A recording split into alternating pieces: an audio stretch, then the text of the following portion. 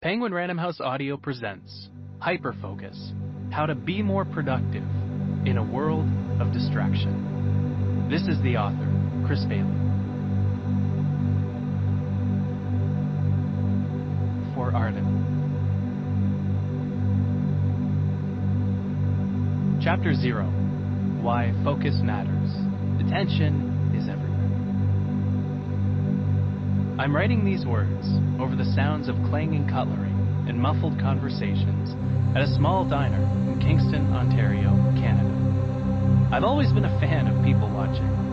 There's so much to take in: how they dress, walk, converse, and act when they're either around or not around others. At a busy cafe or at a diner like this, it's fun to see personalities collide like particles in an accelerator. To observe a guy's personality change when he switches from talking to his friend to chatting up the waitress. To watch the personalities of waitstaff shift when serving each table, adapting to large families, young couples. In focusing on other people, I've made a lot of observations about what those other people are focusing on. In any given moment, we are all focusing on something, even if we're just lost in our internal thoughts. Let's take a glance through the diner. I turn my attention first to the two 20-something girls at the table to my left, who are mostly focusing on their smartphones instead of each other. Between bouts of texting, they flip their phones face down on the table. This, it seems, is a pretty pointless gesture. They've picked them back up 30 seconds later. While I can't make out their every word, I can tell they're skimming the surface on the conversation they could be having. They're with each other in person, but their attention is elsewhere. Or take the couple across the room. They're engrossed in a conversation fueled by hot coffee and buttermilk pancakes. They were engaged in relatively quiet small talk when they arrived, but their conversation soon became more animated. Unlike the girls, this couple is focused only on each other since sitting down. A catchy Ed Sheeran song comes on over the restaurant speakers, and my attention is drawn to the two guys sitting a few tables over from the couple. One of them subtly taps his foot to the beat while his friend orders. The foot tapper is presumably spreading his attention across three things: the song, what his friend is ordering, and his own breakfast decision. After he orders the 3-egg express, when the server asks how he'd like his eggs prepared, he directs his attention inward, seemingly recalling how he usually takes them. He orders scrambled. At the bar are a few strangers making idle conversation while watching last night's football highlights. I find it especially fascinating that millions of people around the world, including these three guys, are fixated on an 11-inch piece of tanned cowhide. As I watch, one of the guys cocks his head, lost in thought. Then, as though a shock wave was traveling through his body, he rushes to capture an idea in his pocketed notepad. While he was lost in a daydream and to the tune of football highlights, an insight struck him from out of the blue. He had a eureka moment. Or take me, sitting here with my laptop. This morning, as I sip coffee and nibble home fries, I've been able to focus more deeply on my work and have more energy to burn. My morning meditation may have helped. I find I'm able to write more words when I take part in this ritual, 40% more by my calculations. I left my phone at home so I could write distraction-free, and so my mind could rest on the walk to the diner and wander. As I'll discuss later, disconnecting is one of the most powerful ways to spark new and innovative ideas. The music playing on the restaurant speakers is catchy, but not enough to be distracting. I'm not here for the soundtrack, though, and also chose this diner over my favorite cafe because there's no Wi-Fi. Constant connectivity is one of the worst disruptions to our focus and productivity. As this story demonstrates, I'm a bit distracted by the environment and the people it's hosting, but they're serving as good fodder for this introduction. This restaurant scene is a handy illustration of a revelation I had a while back. Attention is all around us. Once you see it, you can't unsee it. Everyone awake on the planet in this one moment, whether they're eating breakfast, working, or spending time with their family, is focused on something. Attention is the backdrop against which we live our lives, wherever we go and whatever we do, even if we're just noticing the thoughts in our head. It has been a few years since I first began to explore how we can not only focus better, but also think more clearly. While this is tough to admit, especially as someone who was making his living as a quote-unquote productivity expert, I started to notice my own increased distraction, especially as I accumulated more devices. I had never been so busy while accomplishing so little. I had grown restless with boredom and a lack of stimulation and was trying to cram as much into every moment as I could. I knew that my brain never functioned well when I was trying to multitask, but I felt compelled to do it anyway. Working with my email client open and my smartphone on my desk was simply more appealing than trying to concentrate on one or two simple things. For me, this book was born out of necessity. I wrote it because I needed it. When I get excited by a new idea, I typically order dozens of books on it and nerd out about that topic. Focus has been my most recent fascination. This includes how we can best manage the distractions around us, multitask more effectively if that's possible, it is, battle our resistance to focusing on tasks that make us procrastinate, and also better unfocus so that we can genuinely relax and recharge. In my reading, I found an awful lot of information, advice often contradictory, that was fun to read, but ultimately didn't help me progress my work and life forward. I then turned to actual scientific research, scores of academic studies and decades of documentation dedicated to learning how we best focus.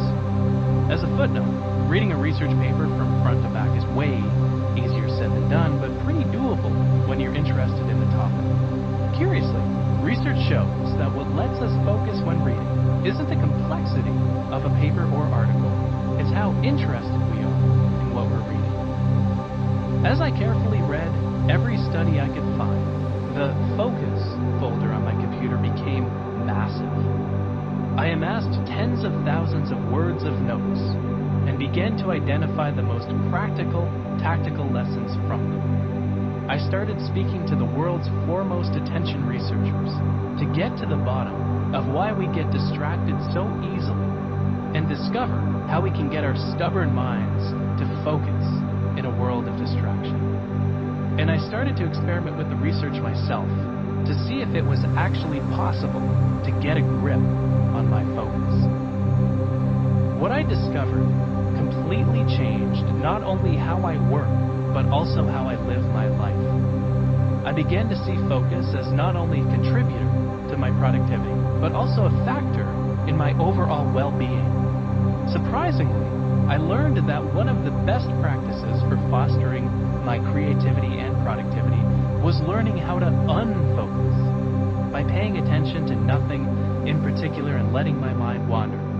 As I did on my way to the Kingston Diner, I found that I became better at making connections between ideas and coming up with new ones. I also found that we discover more distraction today than we have in the entire history of humanity. Studies show we can work for an average of just 40 seconds in front of a computer before we're either distracted or interrupted.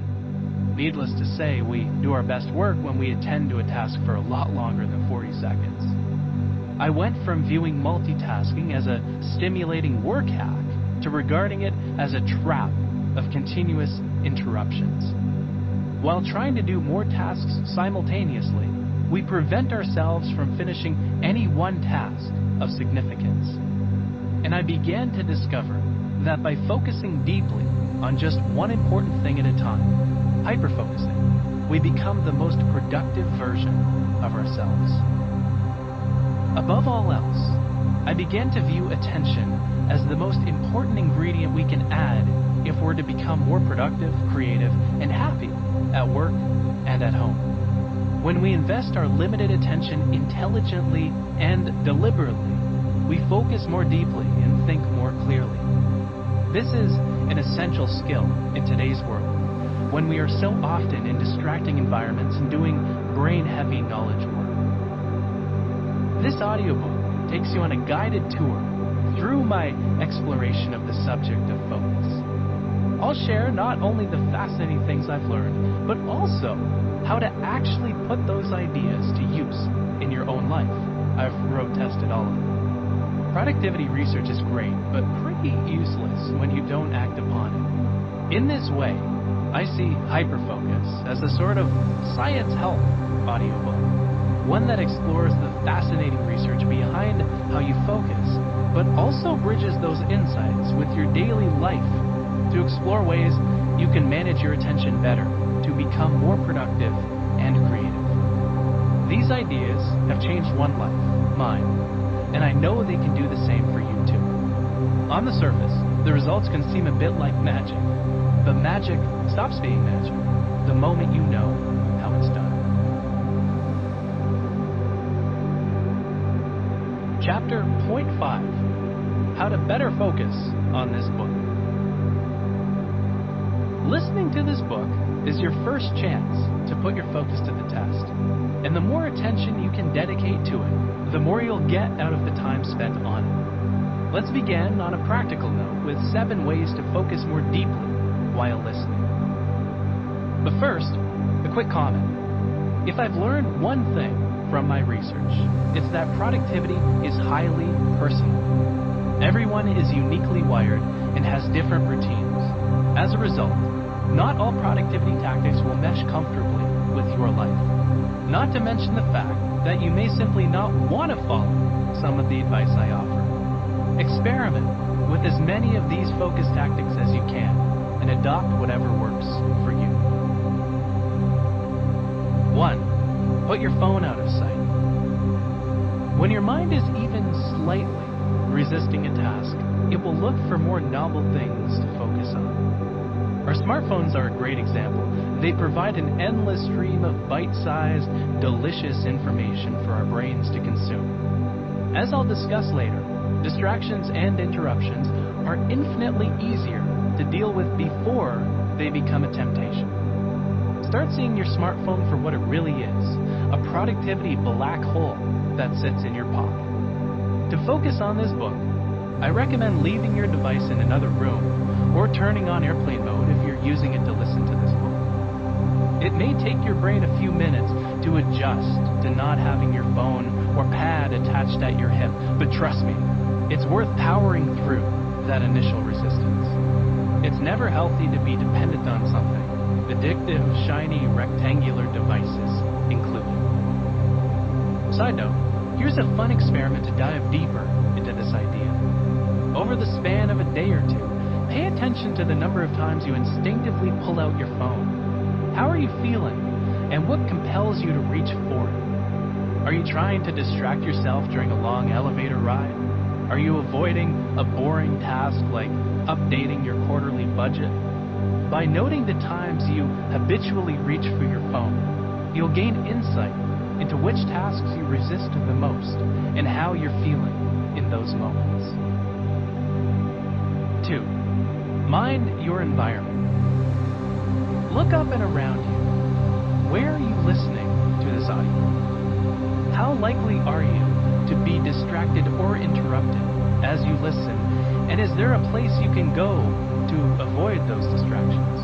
Or are you listening in an environment where you don't have much control, such as on the train or the subway? Modifying your environment is one of the top ways to cultivate your focus. The most focus-conducive environments are those in which you're interrupted and distracted the least. If possible, move yourself to one of those places, whether it's a cafe down the street, the library, or a quieter room in the house. 3. Make a distractions list. Distractions will always be present, even if you manage to find a listening spot in a Japanese Zen garden with your phone far away. External distractions aren't the only ones to blame. Think of the distractions that come up internally, like your brain reminding you that you need to pick up groceries. Whenever I have to focus, I adopt the two tactics I've just talked about. And I also bring a pen and a notepad with me. In the notepad, I write every distraction that makes its way into my mind. Things I need to follow up on, tasks I can't forget, new ideas, and so on. Maintaining a distractions list as you listen will capture the important things that float to the surface of your consciousness. Writing them down to make sure they don't slip through the cracks will let you refocus on the task at hand. 4. Question whether this book is worth consuming at all. We consume a lot of things out of habit without questioning their worth, books included. Take time to weigh the value of your routine consumption. A tactic I find helpful is to view the descriptions of books, TV shows, podcasts, and everything else as pitches for your time and attention. Ask yourself, after consuming one of those products, will you be happy with how you invested your time and attention? Just as you are what you eat, you are what you pay attention to. Attention is finite and is the most valuable ingredient you have to live a good life. So make sure everything you consume is worthy of it. As I'll cover in depth later, bringing awareness to what you consume can provide hours of extra time each day. 5. Consume some caffeine before listening. If it's not too late in the day, caffeine takes 8 to 14 hours to metabolize out of your system, consider listening alongside a cup of coffee or tea. Caffeine provides an invaluable focus boost, and while you usually have to pay this energy back later in the day as the drug metabolizes out of your system, the costs are often worth it. Caffeine boosts your mental and physical performance in virtually every measurable way. Use this energy boost wisely to focus on an important task or to listen to this book. 6. Grab a pen. There are two ways to consume information, passively and actively. One of my many habits that bother my fiance is that I tear out the first page of every book I read to use as a bookmark. She argues this is sacrilegious. I say there are more copies of the same book at the store. This is only the start of the carnage. I also read with a highlighter and a pen in hand so I can mark up the book as I read it. The number of highlights and notes on its pages indicates how much I liked it. When I finish that first read, I go through the book a second time, rereading just the highlighted parts so I can really process the most valuable nuggets. If I can, I'll annoy someone nearby by sharing these bits so I can process them again and even more deeply. I hope that while listening to HyperFocus, you'll make notes on the ideas that work best for you, pulling the best ideas out of this audiobook and carrying them in your mind to build and act upon later. 7. When you notice your focus wavering, your ability to focus isn't limitless. While you can improve your attention span, it's only a matter of time until it begins to waver. This often takes the form of your mind wandering away from the words on the page to the thoughts in your head. This is perfectly normal and human, and as we'll see later, this wandering can be remarkably powerful when harnessed. For now though, when you do notice your focus fading, step back from this book for a few minutes to do something relatively mindless. Whether it's washing the dishes, people watching, or cleaning the house, you'll effectively recharge your attention. Once your focus has been reset, return to the audiobook with a fresh mind. And just as you've kept a distractions list while you listen, make sure you have a place to capture ideas that come to mind during your break.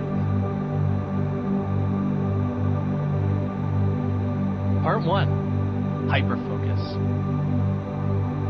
Chapter 1. Switching off autopilot mode.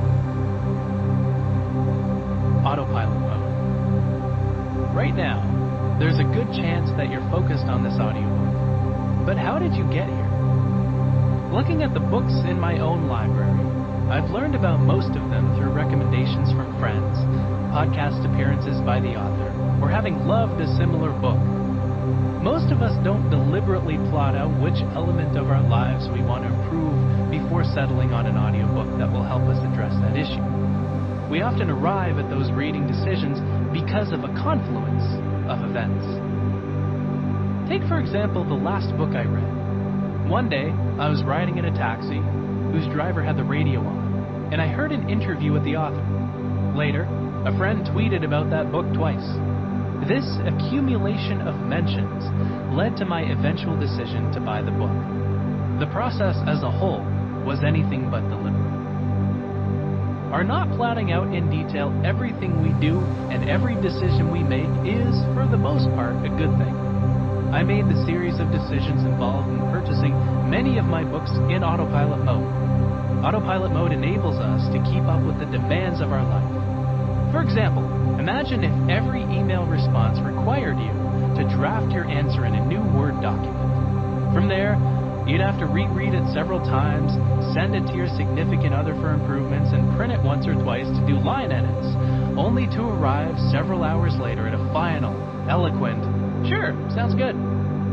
This might be a productive thing to do for an important project, but for every email, imagine being just as deliberate buying ketchup, taking out the trash, or brushing your teeth. Autopilot mode guides us through actions like these. As many as 40% of our actions are habits, which shouldn't require conscious deliberation. Unless you're a monk who has the luxury of being able to meditate all day, it's impossible to live intentionally 100% of the time. But some decisions are worth making more deliberately. How we manage our attention is one of them. We typically manage our attention on autopilot. When we receive an email from our boss, we instinctively stop what we're doing to respond to it. When someone has posted a picture of us online, we check to see how we look, then click to read what the poster said about us. When we're talking with a coworker or a loved one, we automatically focus on forming clever responses in our head before she finishes her thought. One of the most underrated skills? Letting other people finish their sentences before starting yours.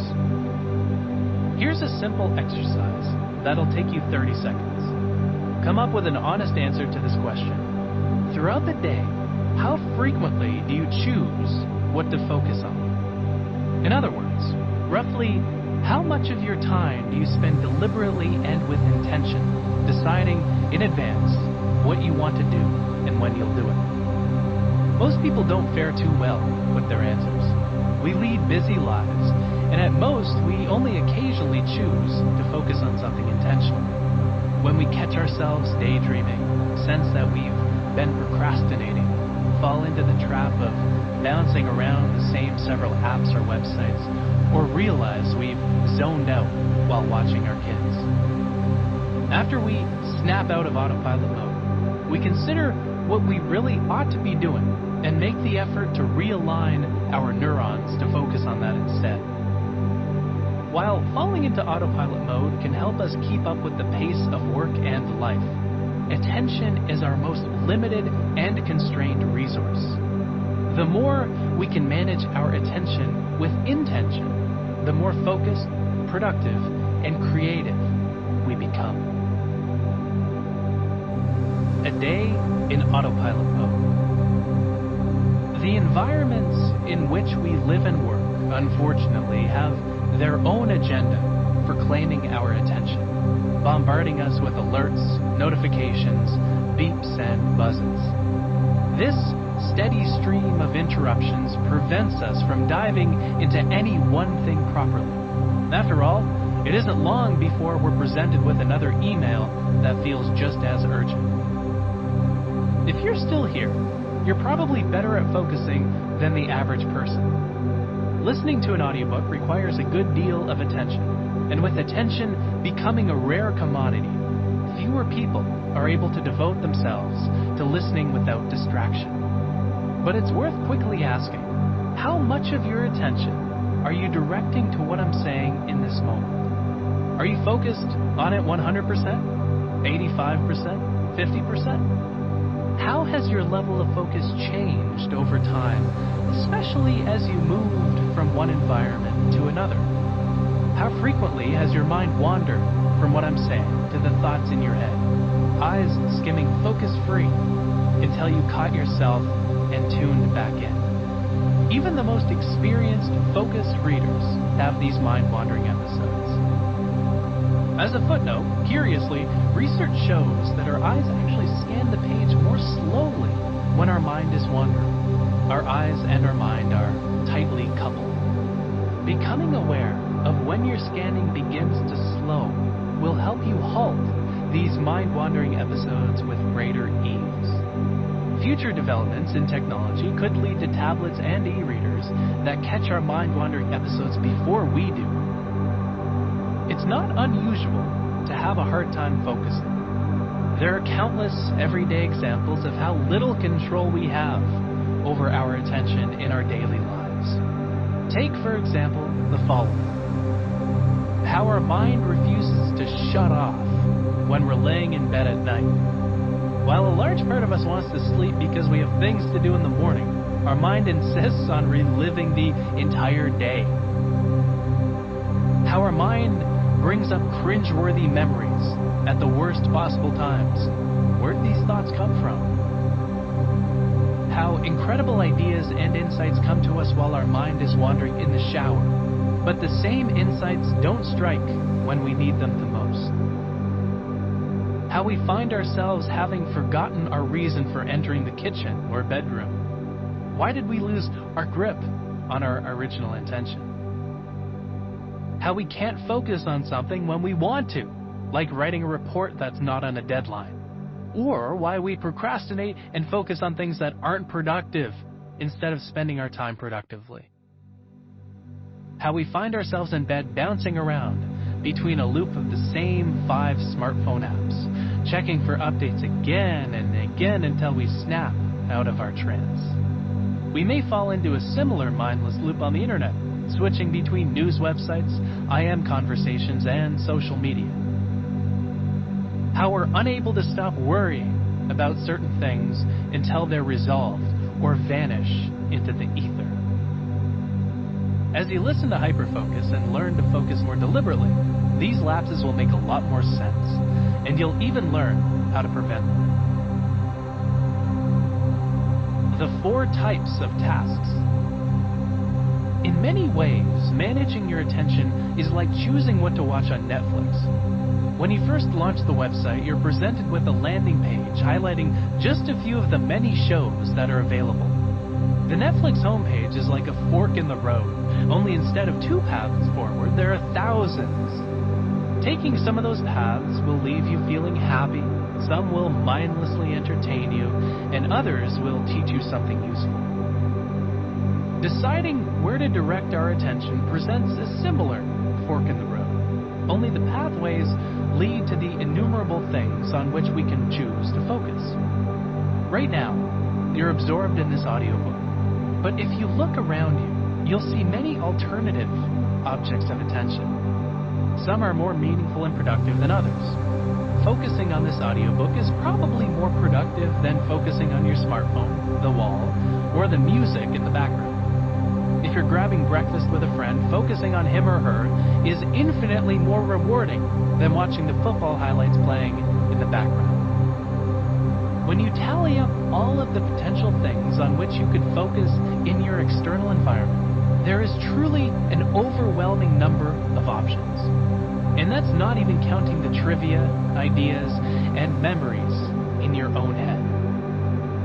This is the problem with managing your attention on autopilot mode. The most urgent and stimulating things in your environment are rarely the most significant. This is why switching off autopilot mode is so critical.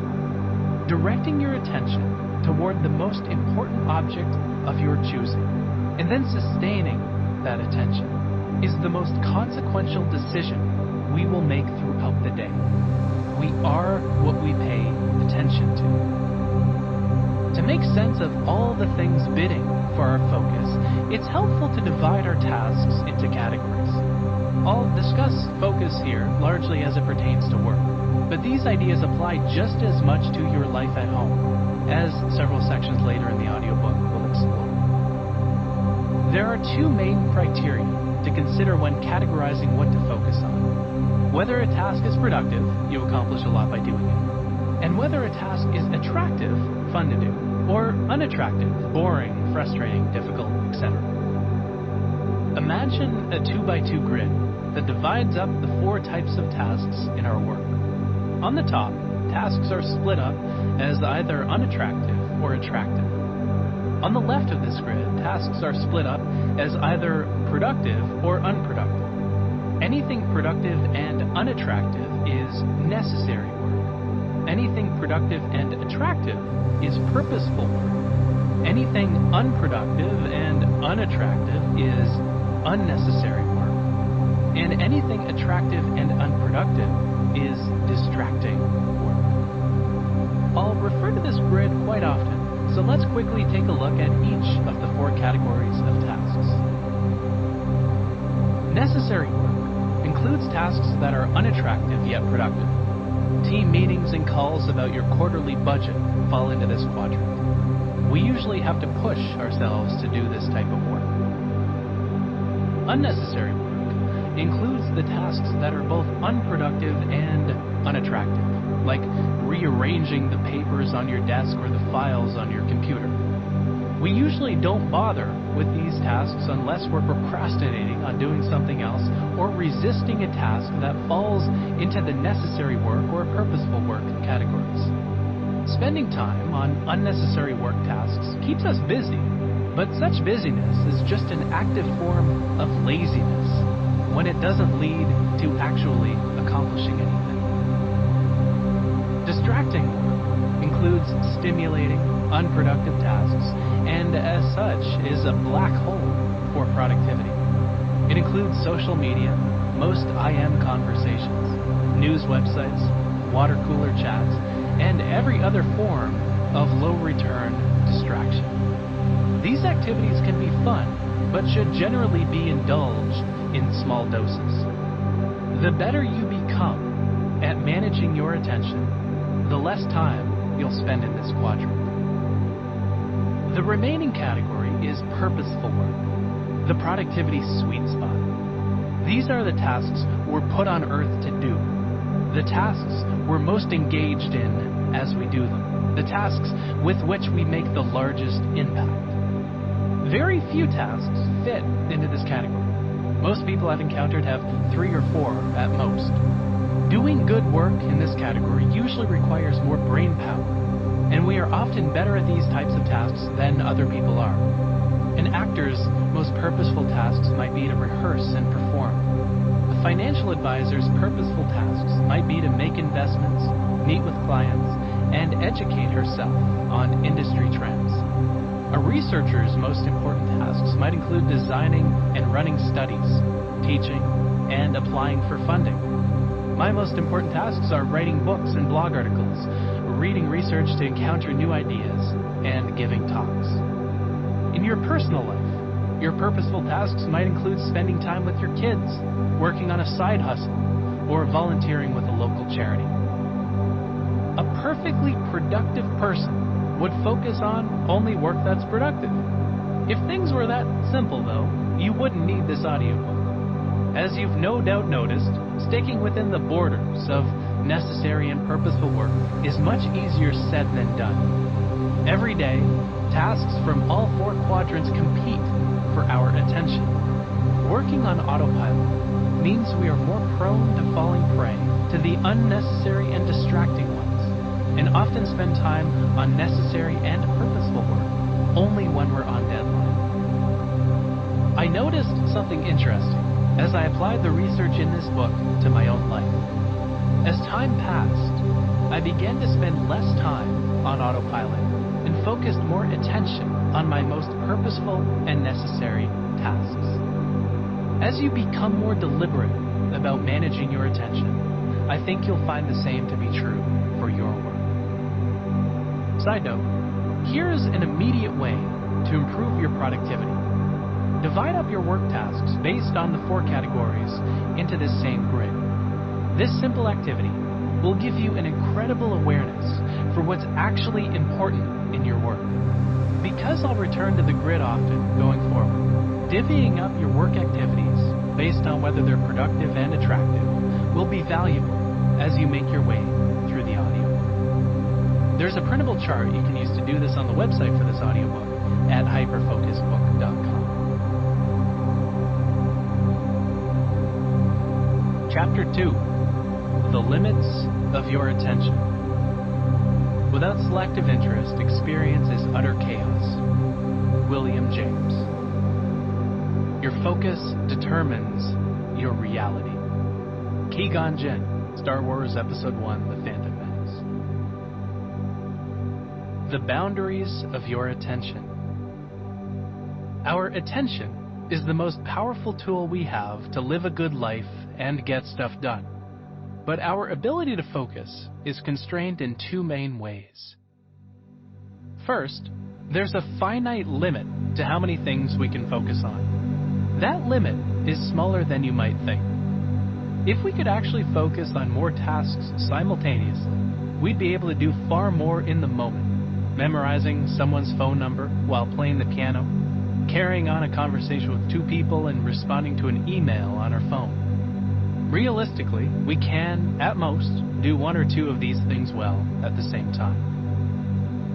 Our environment sends a steady stream of information to our brain every second. Think about the sights, sounds, and other information coming at you in this moment.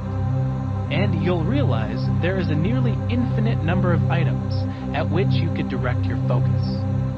Timothy Wilson, a professor of psychology at the University of Virginia, estimates that our brain receives 11 million bits of information in the form of sensory experiences each second.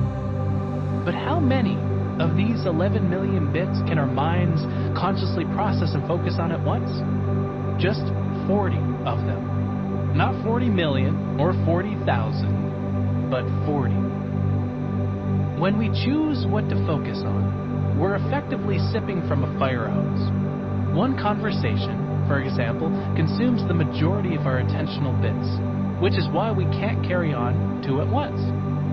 According to renowned psychologist Mihai Csikszentmihalyi, simply decoding a conversation so we can understand it consumes more than half of our attention. As well as interpreting a person's words, you have to parse the meaning behind what he or she is saying. When you're conversing, there are countless other places to direct your remaining attentional bits. Your work tasks for tomorrow, random thoughts in your head, the lamp behind your partner, the timbre of her voice, or what you're going to say next. But extracting the meaning of what you're hearing is the best use of your focus. The second way that our attention is limited is that after focusing on something, we can hold only a small amount of information in our short-term memory. The ability to temporarily store information in our minds is practically a superpower, and it's what enables us to think about what we're doing as we're doing it. Whether that involves problem-solving tasks, for example, carrying over digits when doing arithmetic, or planning for the future, example, plotting the best sequence of exercises at the gym. Without this temporary mental scratch pad, we'd be mindlessly reacting to whatever was happening in the world around us. When it comes to holding information in our temporary memory, though, the magic number of which our brain is capable shrinks from 40 to 4. Try to memorize the following list of names and then write them down. Arden, Rick, Ryan, Lucinda, Louise, Martin, Kelsey, Siniza, Dwight, Bryce. When asked to remember the names they remember, some people are able to recall only 3, while others can manage 5, 6, or even 7. The average number, though, is 4. In this context, the number 4 refers to the unique chunks of information. For example, If you can find a way to connect a few of the names into such chunks, such as visualizing a few friends who have the same names as the ones on the list, you'll be able to process them more deeply and remember more. In my case, I can remember all 10 names and still have room to spare. I'm not some super genius, though. To create the list, I picked the names of the 10 people I emailed the most this week, which enabled me to effortlessly group them together for memory's sake. We can use this concept of chunking things together to better remember any number of practical things throughout the day.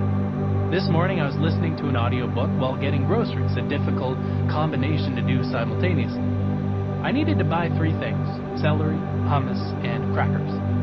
When I walked into the store, I visualized a triangle with the location of each of the 3 items as one of its points.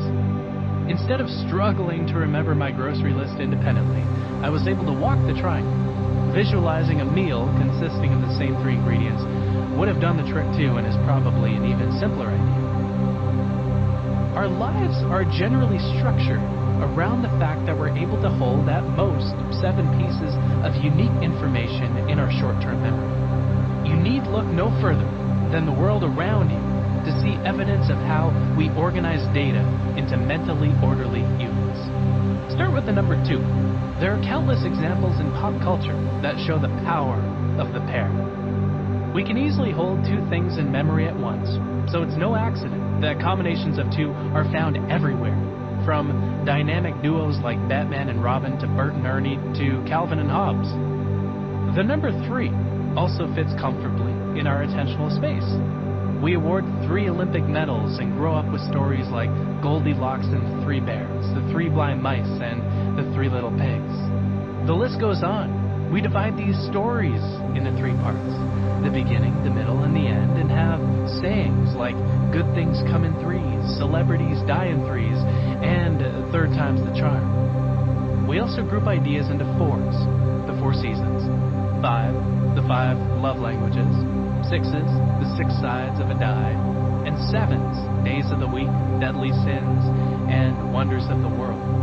Even most phone numbers fit comfortably within this attentional limit.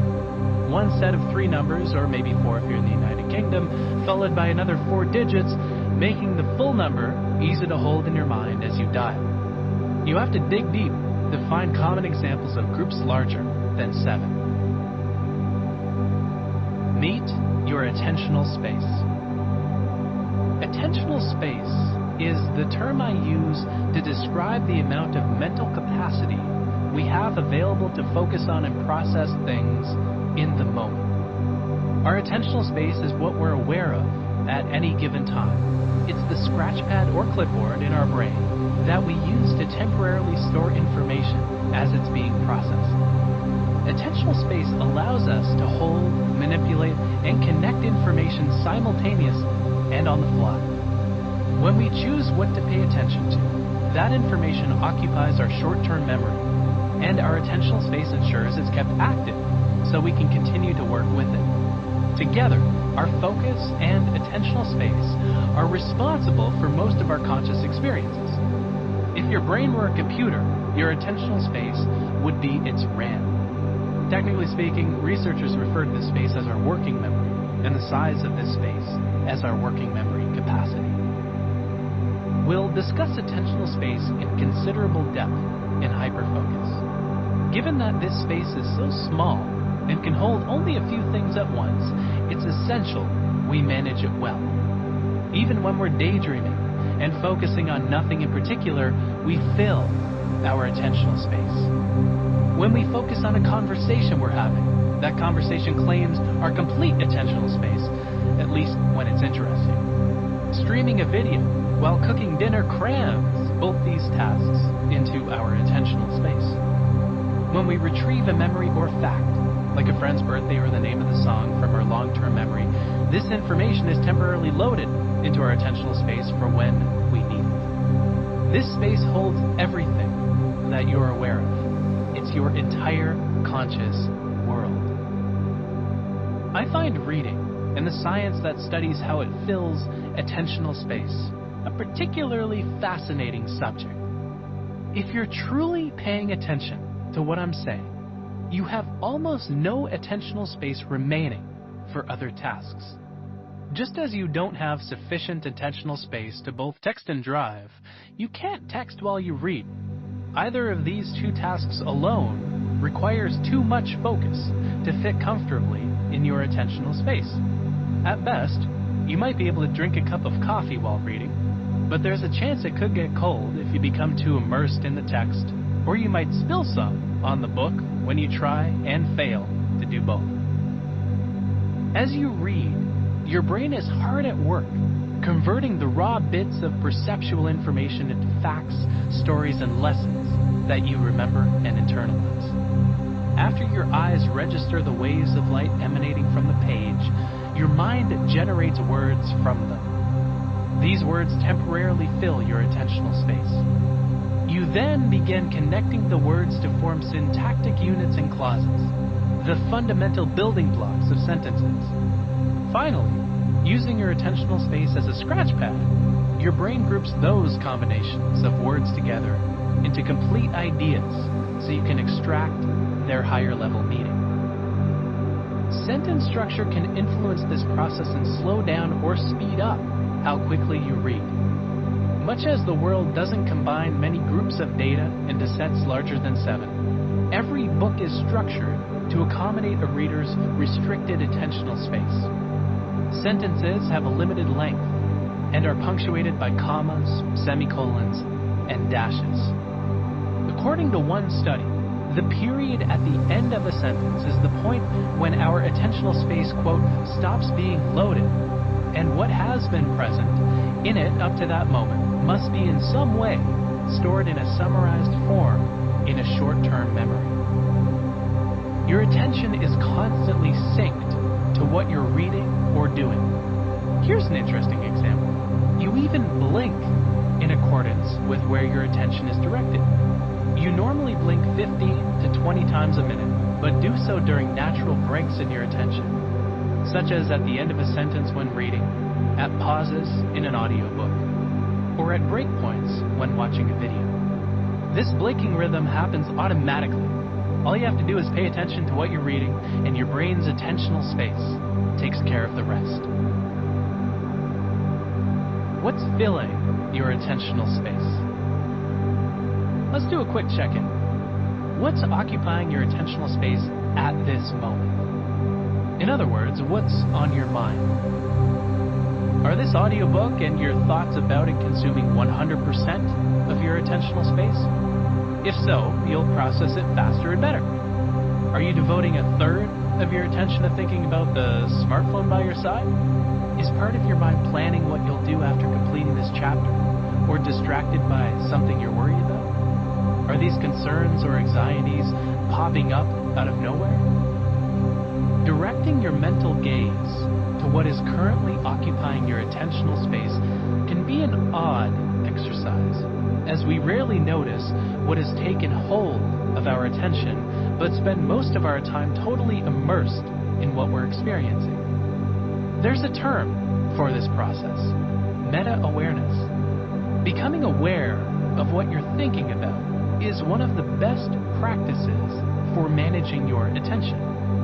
The more you notice what's occupying your attentional space, the faster you can get back on track when your mind begins to wander, which it does a remarkable 47% of the time. Whether you're writing an email, taking part in a conference call, watching a TV show, or having dinner with your family, you're essentially spending half of your time and attention on what's not in front of you, lost in the past or calculating the future.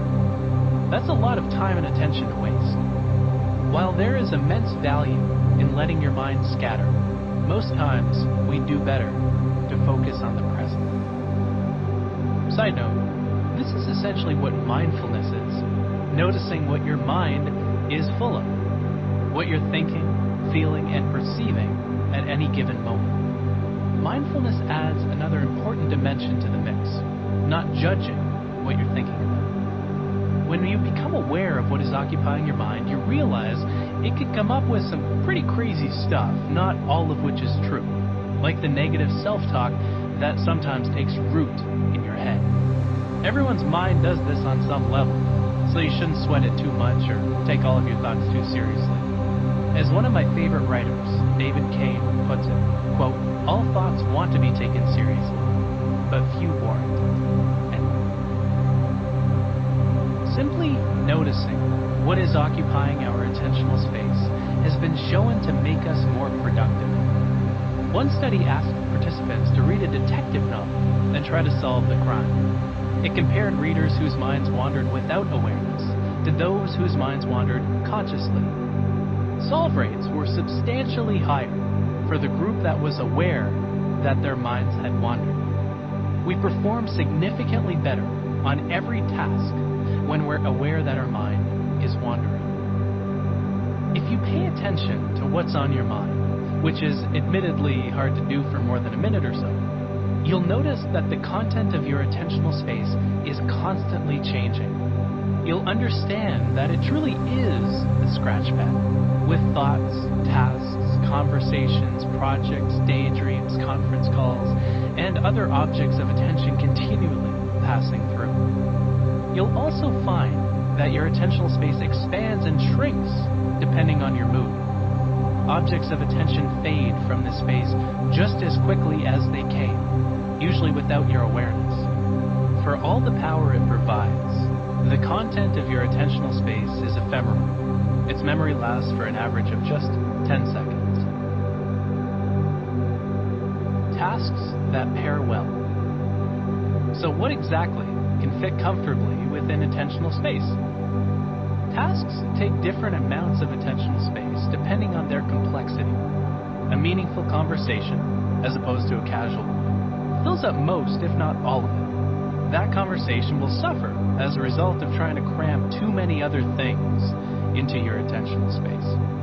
When you leave your phone on the table during a conversation, for example, you're bound to be distracted by the possibility of incoming messages.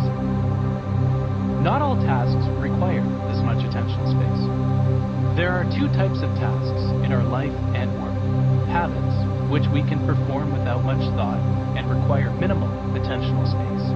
And complex tasks, which can be done well only with dedicated focus. Many experts argue that we can't multitask, which is often true for tasks that require focus to do properly and thus occupy a larger amount of attentional space. But the same is not true for habits. In fact, we're able to multitask surprisingly well with habits. Though we may not be able to carry on two conversations simultaneously, we can walk, breathe, and chew bubblegum while we listen to an audiobook, the last task being the one that will easily occupy what's left of our attention. Habitual tasks like cutting your nails, doing the laundry, archiving emails you've already read, and grocery shopping don't require nearly as much attention as more complex tasks. This makes it possible to multitask without compromising the quality of your actions. Every Sunday, I like to lump my personal, relatively rote maintenance tasks together. Tasks that help me maintain who I am, like preparing meals, trimming my nails, and cleaning the house, and do them all in an allotted period of time while listening to podcasts or an audiobook. It's easily one of my favorite weekly rituals. You can do the same, for example, on your daily commute. If you listen to an audiobook during that routine hour-long trip, you'll be able to read an extra book each week by utilizing the attention freed by a habitual task. Habits take up very little attentional space because they take little thought once we get going with them.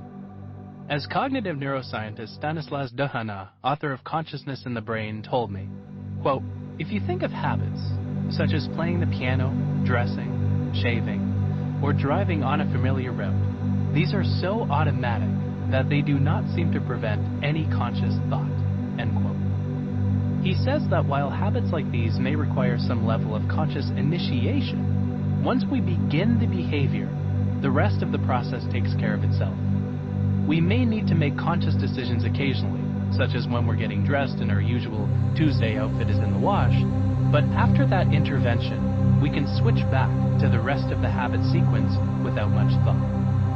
Dohana believes that this process is, quote, "presumably driven by sequence-related activity," end quote, in the brain.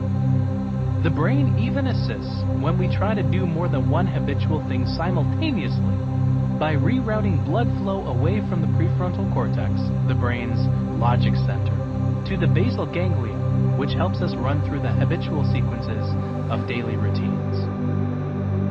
Our attentional space can process even more when we're working on unrelated tasks. Take sorting and putting away the laundry while talking on the phone, for example. These activities tap into several senses, sorting laundry into our motor and visual senses, the phone call into our auditory sense. Because we use different brain regions to process them, the tasks aren't competing for the same mental resources. There is a tipping point to attentional space, of course. Doing too many habitual things at the same time will cause your attentional space to become overloaded. This is especially true if what you're doing isn't totally automatic. It requires frequent mental intervention. Ultimately, the point is this: the number of habitual tasks we can fit into our attentional space is much higher than the number of demanding ones. Tasks that we can't do out of habit, such as reading a book, having a deep conversation, or preparing a progress report for our boss, consume significantly more attentional space, because doing them well demands that we consciously manipulate information on the fly. If we tried carrying on a conversation with our significant other out of habit, we'd probably not process or remember it and find ourselves falling back on statements like, "Yes, dear." If you divided your work tasks into the 4 categories I described in Chapter 1, an activity I highly recommend because I'll be referencing it later, you'll notice that your most necessary and purposeful tasks can't be done out of habit. If you can do your most productive tasks out of habit, it's a sign you should probably delegate them to someone else, eliminate them entirely, or make a conscious effort to spend less time and attention on them. This is exactly what makes these tasks so productive. You accomplish more in doing them because they require focus and brain power and take advantage of unique skill sets. Anyone can do mindless work out of habit. This is one of the many reasons why distracting tasks are so costly.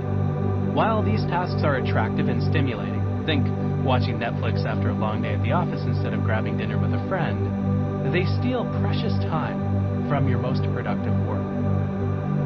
Spending time on our most productive tasks means we usually have very little attention to spare, if there's any left at all. Unlike habitual tasks, we aren't able to fit 2 complex activities into our attentional space at the same time. Remember, we can only focus on 40 bits of information, and a single complex task requires most of these bits. And on top of this limit, we can process only so much at one time. Since even moderately complex tasks consume most of our attention, we're at best able to pair something habitual with a more complex task. There is no easy way to predict how much attentional space a task will consume. For example, driving will demand much less if you're an expert than if you're a driver's ed student. You're better able to chunk together information on the fly when you have experience with a given task, which provides more freedom to focus on other things. Another variable is the actual size of your attentional space, a measure that's different for everyone. In summary, there are generally 3 combinations of tasks that fit comfortably within your attentional space. 1. A few small habitual tasks. We're able to breathe while we run, pay attention to our heart rate, and enjoy music, all at the same time. As mentioned earlier, initiating these habits requires attention, and then another attention boost if we need to intervene to stay on track, or if we're listening to music to change the track. 2. A task that requires most of our focus, as well as a habitual task. Our attentional space is powerful, but it's also very limited. At best, we can do one small habitual task plus one other activity that requires most of our attention.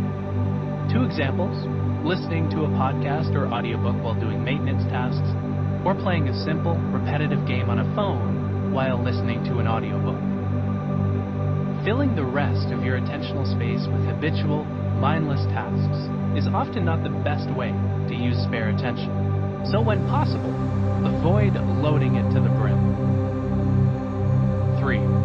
One complex task. Your most productive tasks, the ones that enable you to accomplish significantly more for every minute you dedicate to them, fall into this category. The more time and attention you spend on these tasks, the more productive you become.